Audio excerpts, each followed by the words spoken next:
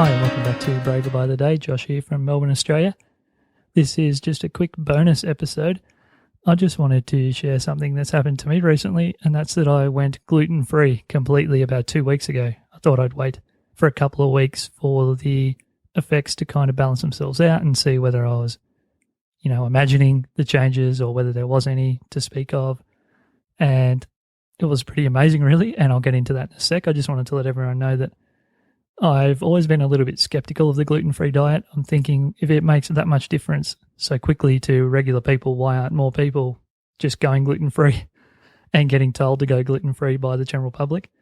That I don't actually have an answer for quite yet, and I will keep asking people that I run into since I've seen so many positive health changes in my own life just in the last 2 weeks of not having any gluten or wheat products.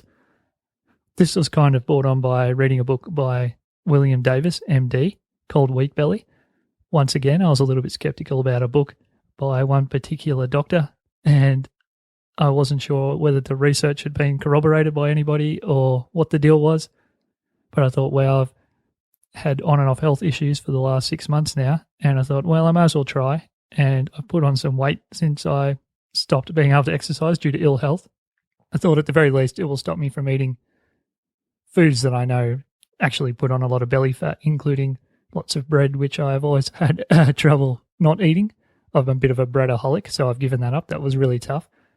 And before I go into 3 positives that I've seen in the last few weeks, and it really has been that fast, I honestly, and I don't normally use explicit language on this show, but I was thinking that maybe it was bullshit, that it could happen that quickly, but it really did, and it's pretty amazing. So I was a skeptic, is what I was getting at. I didn't believe it was going to happen, and I've always been pretty analytical, and I like to see things bear out in my own life before I believe them, I guess. So whether you can call that being skeptical or whatever, that's how I frame it.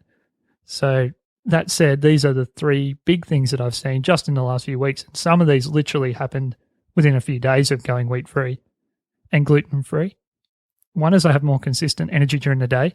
I don't just wake up, have some bread, and then crash by lunchtime and then spend the whole afternoon feeling really lethargic.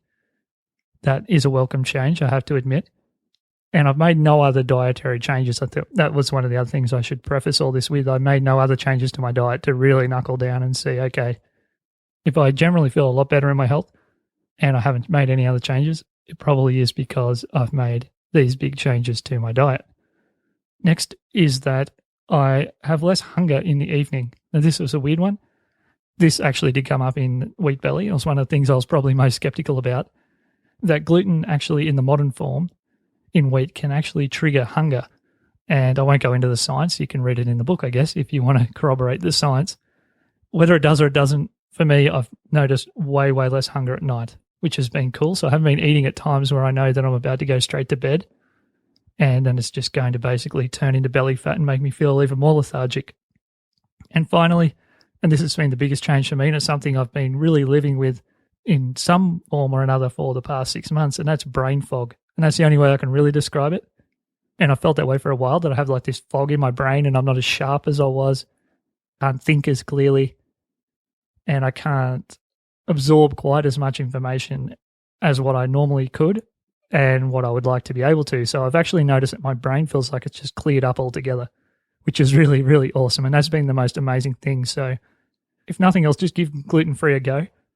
I've seen it work in my own life and I was very skeptical. So if you're skeptical, I understand where you're coming from, but it really has made a massive difference to me. So, and the other thing, just before I sign off for today, Braver by the Day will be going back to a new schedule.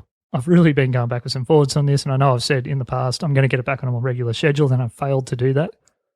Essentially, I'm going to put out an episode, starting from the episode after this one, episode 36. I'm actually going to start releasing them on the 5th, the 15th, and the 25th of each month. That means you guys, as the audience, know that there's definitely an episode coming, and that's GMT plus 10, so Australia time.